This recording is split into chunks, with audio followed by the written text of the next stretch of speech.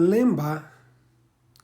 A palavra lembá, para o povo de Candomblé de Angola, é uma contração e pode representar diversas divindades. Lembaringanga, Lembafuramã, Lembadilê, Malembá e por aí vai.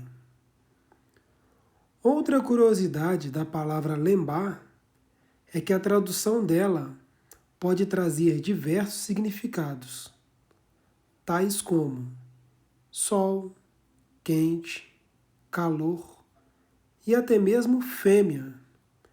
É super comum angolanos chamarem suas namoradas de minha lembinha. No candomblé de Angola, lembá está ligado à procriação, ao nascedouro de uma nova vida, ao elemento ar, à sabedoria, enfim.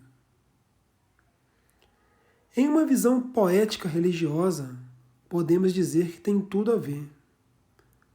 O nascer do sol é a maior representação de um recomeço.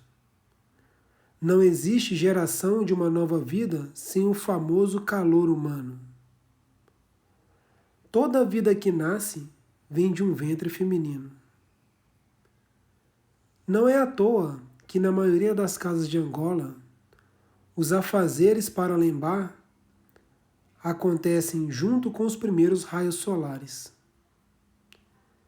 Também não é à toa que esta é a única divindade considerada masculina, mas que usa saia e filá. Se é que me entendem. Bença quem for de direito. Tata Kassulembé.